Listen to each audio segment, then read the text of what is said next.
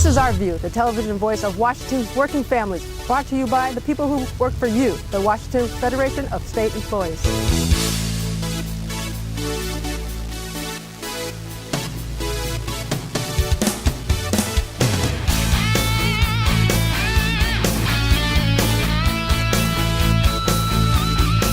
On tax day, April 15th, Federation members visited state legislators and delivered small bags of donut holes. It was a reminder that some of the holes in the state budget could easily be filled by eliminating many special interest state tax loopholes. Thank you very much for stopping by. Thank you. Yeah, she's very much made. Okay, great. We need to get these tax loopholes closed. So we're bringing the donuts today, try and get the legislators and the senators to think about, things that we need to do, like fund our contracts, and to get these loopholes closed, and get everybody to pay their fair share. The message I want to deliver is that the legislature, funds programs that they think are important. They fund education, they fund health care, they fund roads, bridges, services that the government feels are important to provide to its constituents, to the people of the state of Washington, to seniors, to children, and they ought to fund those programs fully. That's what good government does. We need to close those tax loopholes. Did you know that the Senate budget has even added more tax loopholes? It is time for us to balancing the budget by getting the revenue from these loopholes. We cannot afford to balance the budget on the back of the middle class or the state workers, and that is not very humane way to do that. So it's time to close. That's why I'm up here on a cold day from Vancouver, Washington, just to give a hand and support in this project. And I'm going to deliver some donut holes to my own legislators today too. This is exactly the message we need to send on tax day, that we need to close tax loopholes. We have one of the most inequitable tax structures in the world right now, and that's based on the worst inequality of income and wealth distribution we have ever seen in the history of our country. I want to give you an example, all right? The average worker in the state of Washington makes $49,000 a year, okay? James McNerney, the CEO of the Boeing Corporation, earned $27 million last year. Howard Schultz, the CEO of Starbucks, $28 million last year. Both of those gentlemen received money that was 560 times higher than the average worker in Washington state. Now, I'm sorry, I'm sure they work hard for their money, but no one works 560 times harder than the average worker in this state. So we've got a distribution of income and wealth problem in this country that rebounds down to our tax structure. These folks need to be paying their fair share of taxes as individuals and as corporations. And if they did, we wouldn't have the type of crisis we have today in the state of Washington. A bill in the state legislature would take away important wellness features from state employees. Federation members came forward to say no, and that wellness is an important part of health care. We are here to testify against and gross substitute Senate Bill 5811, not because we oppose wellness concepts. In fact, there are many positive attributes about creatively designed, collaboratively developed wellness programs. What we do object to is placing the parties in a legislatively mandated straitjacket before the bargaining process is completed. Let me raise several specific concerns with the bill. First, as amended in Section 1, the bill takes away our ability to bargain over the dollar amount expended on behalf of each employee for health care benefits and substitutes only bargaining over medical premiums. That means we can no longer bargain over dental, optical, long-term care, and disability benefits. Good morning, Chair, yourselves, and committee members. For the record, my name is David Thompson. I'm here as a member of the Federation of State Employees to oppose this wellness Bill 5811. I'd like to share this morning some concerns I have from a personal perspective.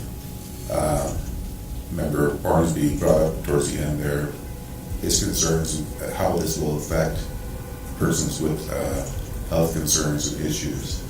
And that's where I'm coming for today. I feel that we're all in agreement that wellness is wonderful. The question is how it's going to be implemented. I feel that 5811 takes a cookie cutter, one program fits all type of approach to this.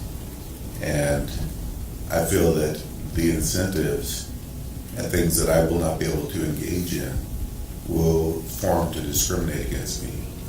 And I already have to deal with several other discriminations that to begin with. Collective bargaining is not why we do not yet have a wellness plan for state employees. We want a wellness plan, but as David has pointed out, it's not as simple as many people might think. I have MS. Today's a good day. My legs, my arms, my eyes, they're all working. But tomorrow, who knows? How do we develop a plan that deals effectively with chronic illness and doesn't punish me for having one?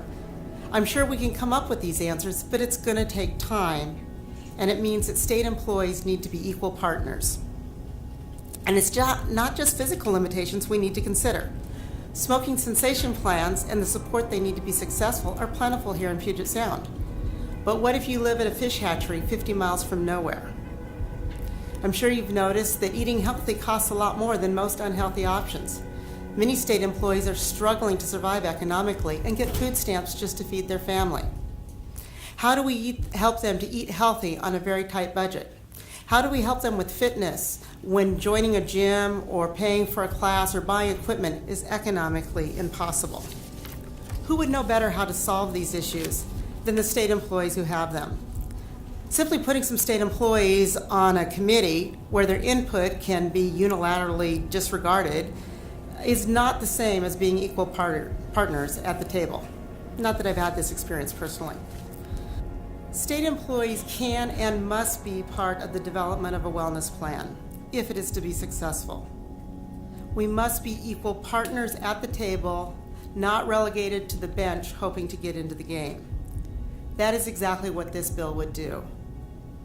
Please support state employees' rights to negotiate a wellness plan and do not support this bill. Thank you very much for your time.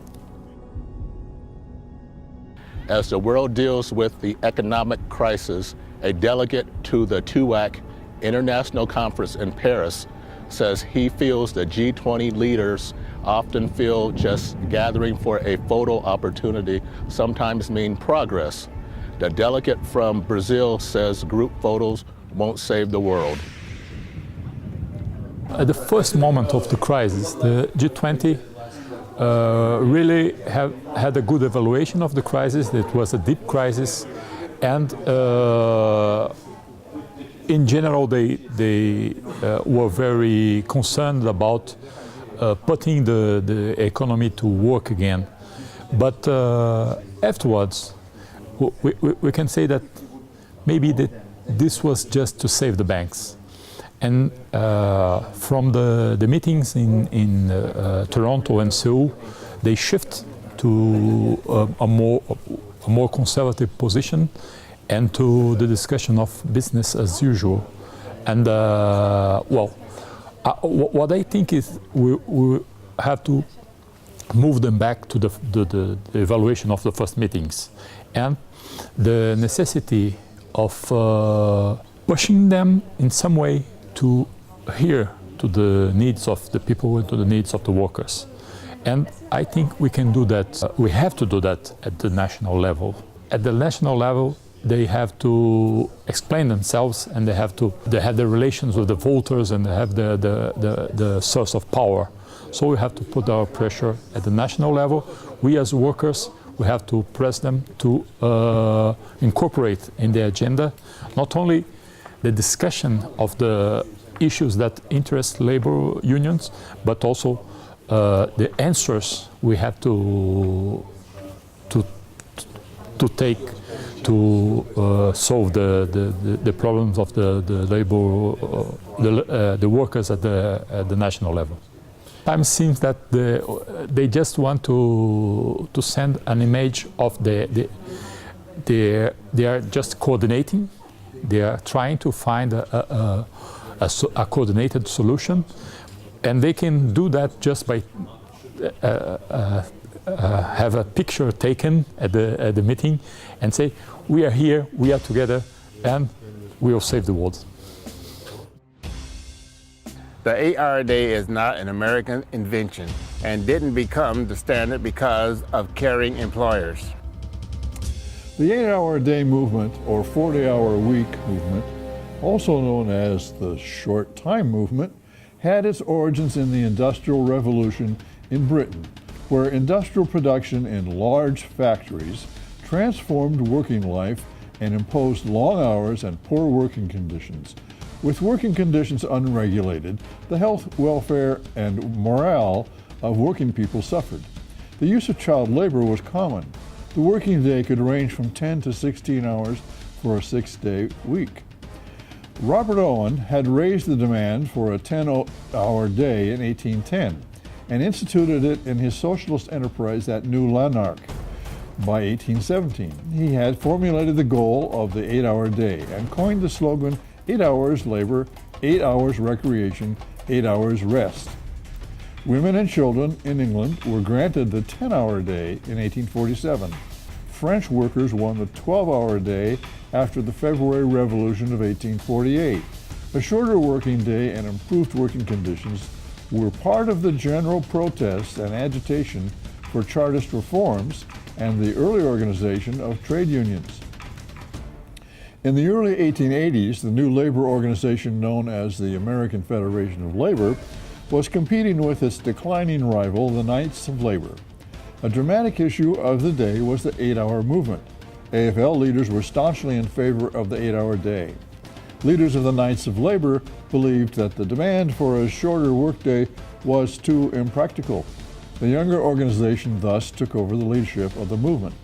At its convention in Chicago in 1884, the Federation resolved that 8 hours shall constitute a legal day's labor from and after May 1, 1886, and that we recommend to labor organizations through this jurisdiction that they so direct their laws as to conform to this resolution by the time named.